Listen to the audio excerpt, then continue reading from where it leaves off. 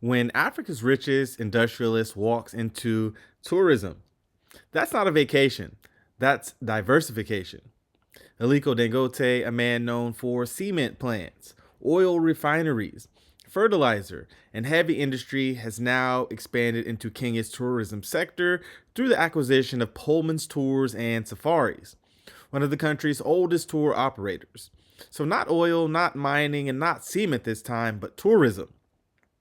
When Africa's biggest industrial billionaire starts buying safari companies, he's chasing sunsets. No, he's chasing value chains.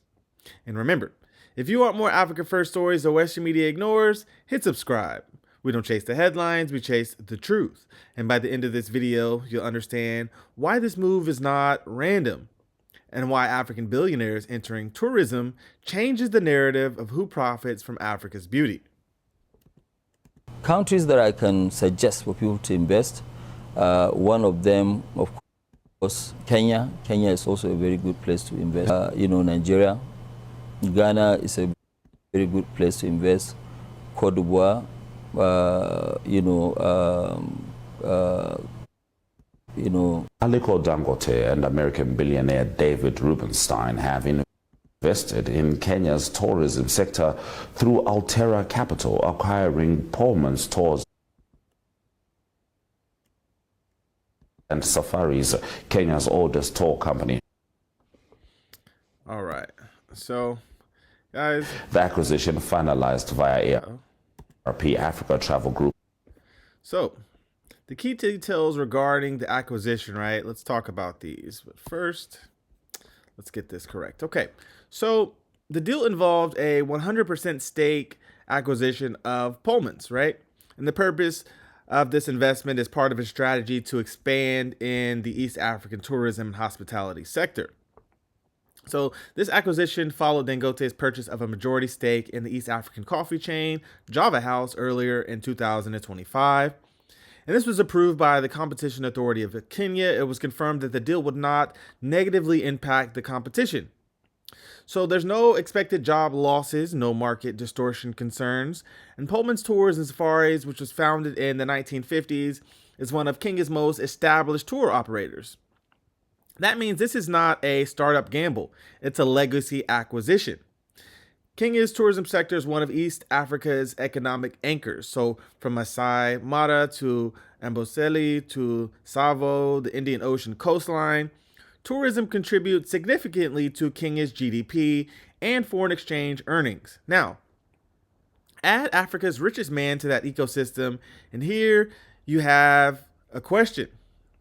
So for years, foreign tour companies marketed authentic African experiences, right? And now Africa's richest man just bought one of the microphones. So let's talk about what people think this means. Some are saying that Dangote is simply diversifying his portfolio. It's a standard business expansion. Tourism is stable cash flow, right? And that's on the surface level.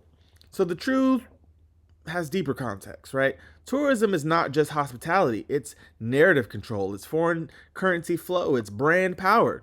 And for decades, large portions of Africa's tourism profits flowed outward through foreign-owned operations, booking platforms, and global hospitality chains. African landscapes, foreign margins, right? So when an African industrial titan enters the sector, ownership patterns shift. So Africa is a beautiful destination, right? Travel brochure written in London. Beautiful, yes. Profitable, also yes. But profitable for who, right? So let's talk about why this matters. This acquisition signals something much larger. African capital is now strong enough to invest beyond extraction and heavy industry into brand ecosystems. And that is a signal of maturity. So in previous Africa Power reports, we've discussed how value chains determine power.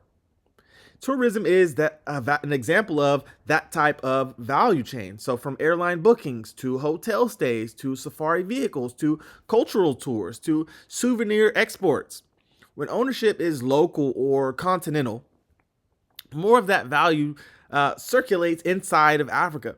And that is not symbolic. That is structural. So let's break down the ripple effects, right? So Kenya, Pullman has history. Again, it was founded in the 1950s. It survived colonial transition, political shifts, economic cycles, and global travel disruptions. And under new ownership, expansion capital would mean fleet upgrades, digital booking innovation, regional tour expansion, cross-border East African packages. And that's growth, not takeover, right? Now let's talk about African billionaire behavior. So this move signals that African billionaires are no longer sector locked. Dangote has built cement dominance. He's built Africa's largest refinery. Now he's stepping into service industries. And when Africa's billionaires diversify, Western analysts call it ambition. When Western billionaires diversify, they call it vision. So that's a very interesting vocabulary gap. And let's talk about the Continental signal here, right? This isn't just Kenya's story. It sends a message to Ghana, Tanzania, Rwanda, South Africa.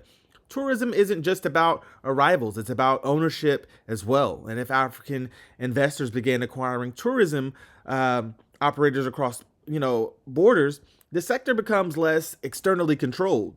And that shifts power, continentally, right? That shifts profit distribution as well. So let's talk about soft power here. Tourism shapes how the world sees Africa.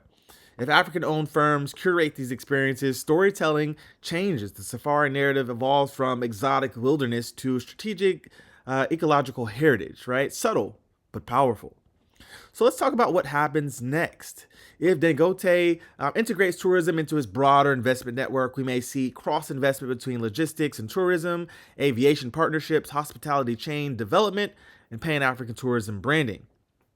So imagine a future where African-owned tour networks operate seamlessly from Lagos to Nairobi to Kigali. That's continental integration beyond politics, and this builds on a much larger pattern. So African capital is increasingly staying in Africa, from mining in the DRC to tourism in Kenya to infrastructure across West Africa. The economic class of African investors is becoming continental, not national, and that's evolution. So inshallah, in future episodes, we'll dive into another Africa First ownership shift, reshaping an industry quietly, because the new power game isn't loud, it's layered, right? So a safari jeep, a sunset, a handshake. On the surface, it looks simple. But when Africa's richest man acquires one of Kenya's oldest tour operators, it signals something much deeper. Ownership is shifting, narratives are evolving, value is circulating differently. So, mashallah, that's your African Insight for today. Please don't forget to like, comment, and subscribe, because I'm Mr. EmpowerTV. We don't chase the headlines, we chase the truth behind them. This is Mr. Empower, and I'll see you in the next video. Peace.